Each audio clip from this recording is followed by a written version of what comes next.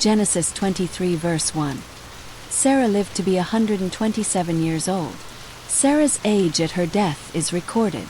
Genesis 23 verse 2. She died at Kiriath Arba, that is Hebron, in the land of Canaan. Sarah's death occurs in Hebron. Genesis 23 verse 3. Then Abraham rose from beside his dead wife and spoke to the Hittites. Abraham seeks a burial place for Sarah. Genesis 23 verse 4. I am a foreigner and stranger among you. Sell me some property for a burial site. Abraham asks to buy land for Sarah's burial. Genesis 23 verse 5. The Hittites replied to Abraham, Sir, listen to us. You are a mighty prince among us. The Hittites honor Abraham. Genesis 23 verse 6. Bury your dead in the choicest of our tombs. The Hittites offer Abraham their best burial sites. Genesis 23 verse 7. Then Abraham rose and bowed down before the people of the land. Abraham shows respect to the Hittites. Genesis 23 verse 8. He said to them, If you are willing to let me bury my dead, then listen to me. Abraham requests a specific burial site. Genesis 23 verse 9. And intercede with Ephron son of Zohar on my behalf, so he will sell me the cave of Machpelah. Abraham specifies the cave he wants to buy. Genesis 23 verse 10. Ephron the Hittite was sitting among his people, and he replied to Abraham. Ephron responds directly to Abraham's request. Genesis 23 verse 11. No, my lord, he said. Listen to me. I give you the field, and I give you the cave that is in it.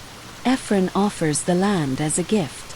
Genesis 23 verse 12. Again Abraham bowed down before the people of the land. Abraham continues to show respect and gratitude.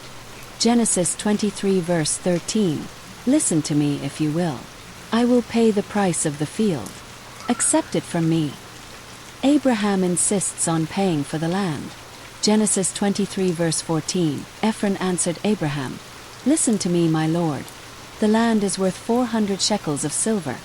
Ephron names the price. Genesis 23 verse 15.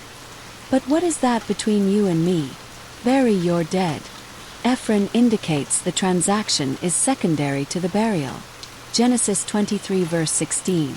Abraham agreed to Ephron's terms and weighed out for him the price he had named. Abraham pays the agreed amount for the land.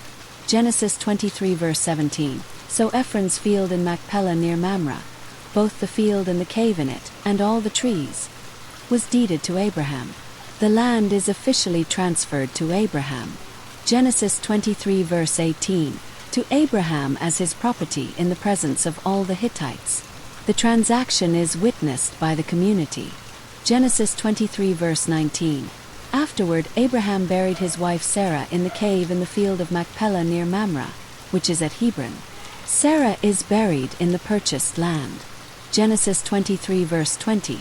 So the field and the cave in it were deeded to Abraham by the Hittites as a burial site. The transaction is legally completed.